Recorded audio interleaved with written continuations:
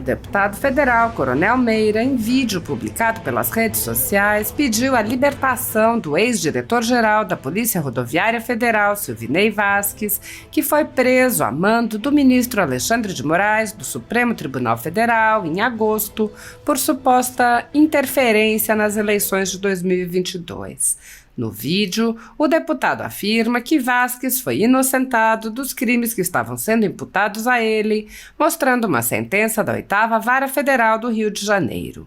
Coronel Meira perguntou: Alexandre de Moraes, o que falta para você libertar Silvinei Vasquez? Já está aqui a sentença. Libere Silvinei Vasquez. Na sentença mencionada pelo deputado, em uma ação civil de improbidade administrativa, o juiz federal José Arthur Diniz Borges analisou as alegações do Ministério Público Federal e concluiu que não houve ato de improbidade administrativa por parte de Silvinei Vasquez. O Ministério Público Federal acusava Vasquez de participar de eventos públicos oficiais, conceder entrevistas, fazer publicações em suas redes sociais pessoais e dar ao ex-presidente Jair Bolsonaro uma camiseta com o número 22. O juiz explicou que existem critérios previstos na lei para caracterizar a improbidade administrativa e que esses critérios não estavam presentes nos atos descritos pelo Ministério Público. Ele lembrou ainda que juízes não devem permitir que suas decisões sejam pautadas em posicionamentos políticos. Ouça trecho da sentença. O juiz não deve julgar de forma ideológica e nem deve julgar com os olhos na política. A vontade do legislador deve prevalecer. E se a vontade do legislador, em janeiro de 2021, foi modificar substancialmente a Lei 8.429 de 92, Lei de Improbidade Administrativa, com a nova redação da Lei 14.230 de 2021, compete ao Judiciário aplicar os novos ditames com tal presunção de constitucionalidade que gozam as normas dos detentores dos poderes, os parlamentares. A Polícia Rodoviária Federal e seus membros vêm cumprindo seu papel institucional de forma exitosa. Temos hoje uma PRF que dignifica os brasileiros, bem equipada e aparelhada, um exemplo para outras corporações. Eventuais erros de alguns não podem apagar o brilhantismo com que vem cumprindo seu papel previsto na Constituição Federal. Tanto este juízo quanto o membro do MPF, autor desta ação, fomos homenageados pela PRF sim. A imprensa noticiou esse fato. Esse fato não gera qualquer suspeição ou impedimento processual, porque foi a instituição que nos outorgou tal honraria e nem a lei processual assim exigia. Outras estão presentes em nossos currículum vitae.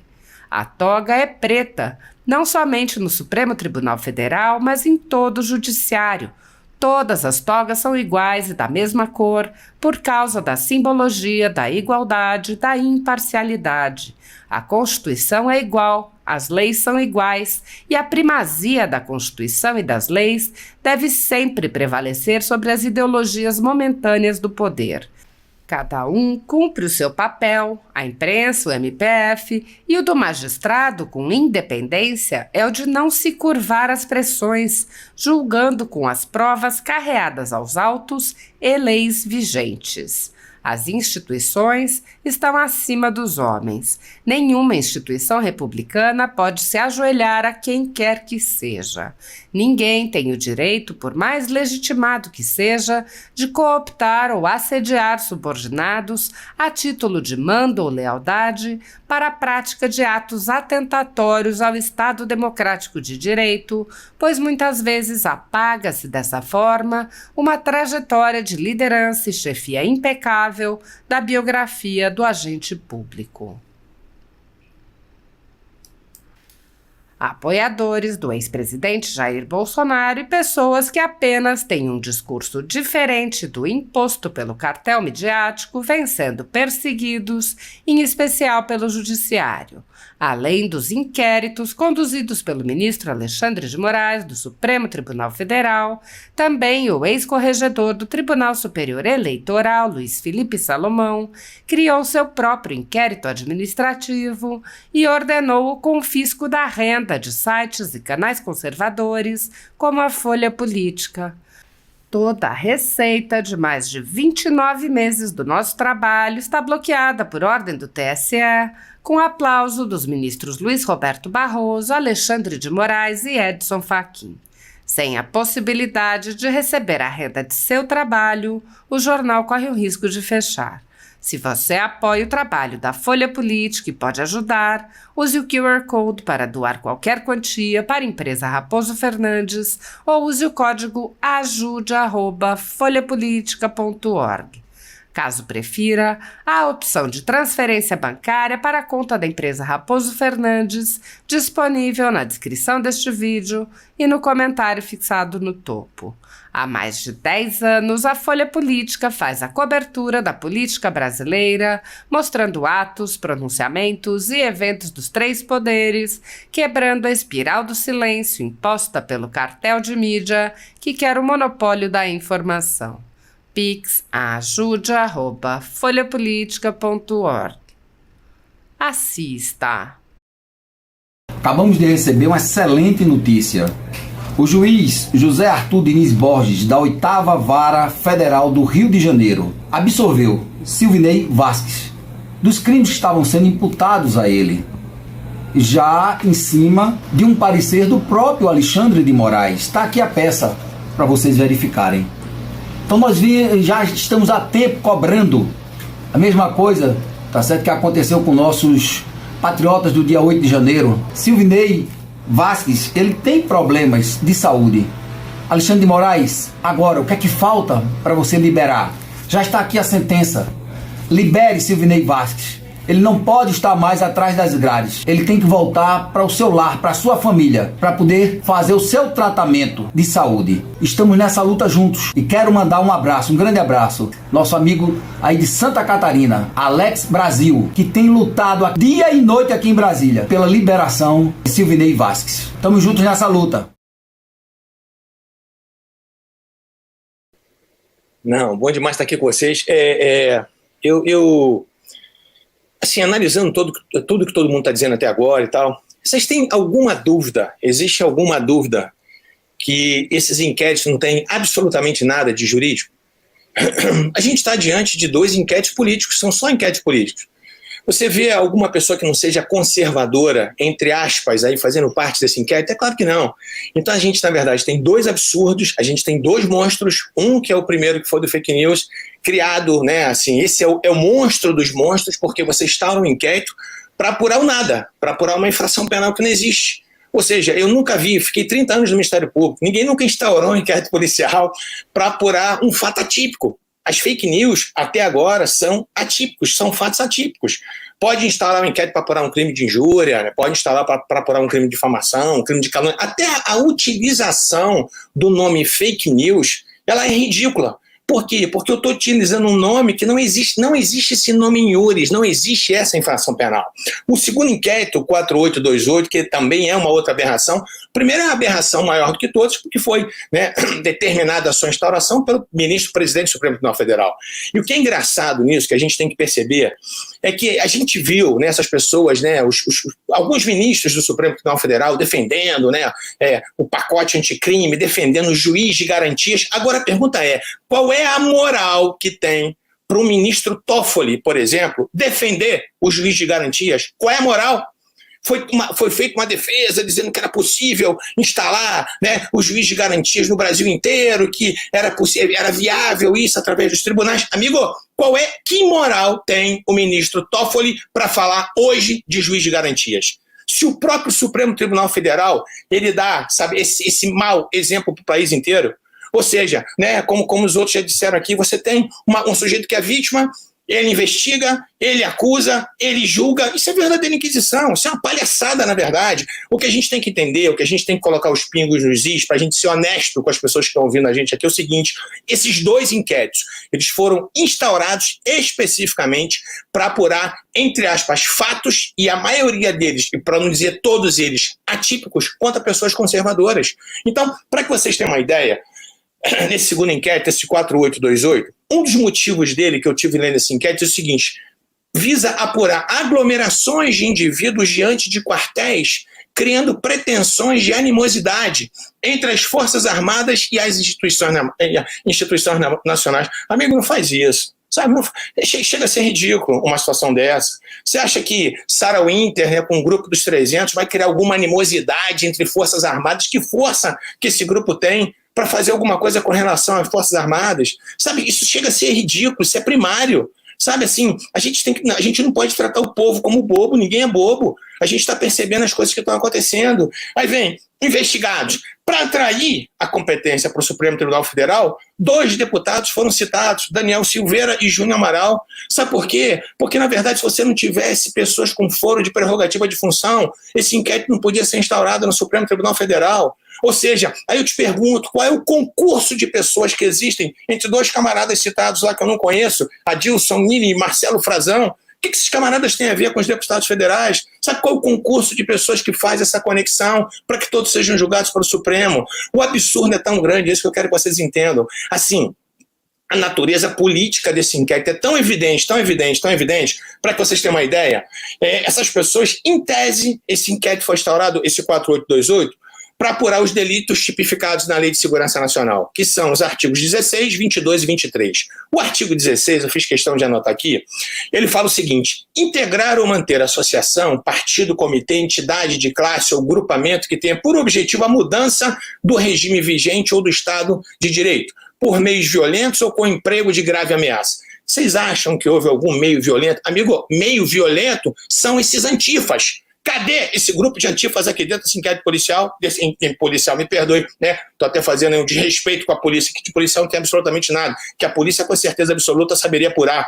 Cadê desse inquérito? Cadê os antifas? Eles sim atuam com barbaridade, eles sim atuam com brutalidade, eles sim atuam praticando com violência. Você acha que soltar rojão nas imediações do Supremo Tribunal Federal, isso é violência? Amigo, me perdoe, achei de ser ridículo. Sabe, para com isso, a gente está vendo a finalidade política. A finalidade, a gente sabe isso aqui, é atingir o presidente da República, assim, as pessoas não concordam, querem segundo, terceiro, quarto, quinto, 10º turno de eleição. É isso que está acontecendo, sabe? As pessoas não se conformaram que perderam o poder. Sabe, essa cleptocracia que estava no governo até hoje, graças a Deus que eles foram embora, é isso que está acontecendo, sabe? Ninguém suportava mais um país vivendo sob o domínio da corrupção, e é isso. Então houve um baque, né? Houve um estalo muito forte, e aí essas pessoas agora, elas estão se armando, e é isso que está acontecendo, honestamente, a gente fazendo um jogo de honestidade, é isso que está acontecendo. Aí você sabe o que aconteceu pior?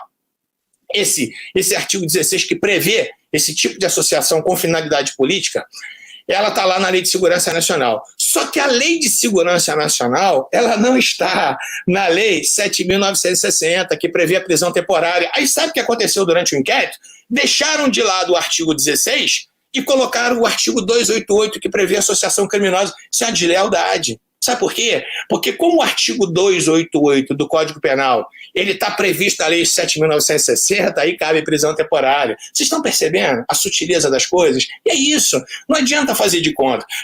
Nós estamos querendo apurar esse...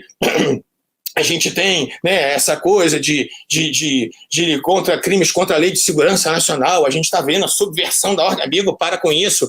Recentemente, você quer ser honesto? Recentemente, esse deputado aí, esse Marcelo Freixo, ele, numa reunião de partidos de esquerda, ele disse, a frase dele foi o seguinte, que eles não tinham que tão somente resistir ao governo Bolsonaro, eles tinham que destruir o governo Bolsonaro. Isso sim é atentar contra a ordem pública. E cadê o Freixo dentro desse inquérito?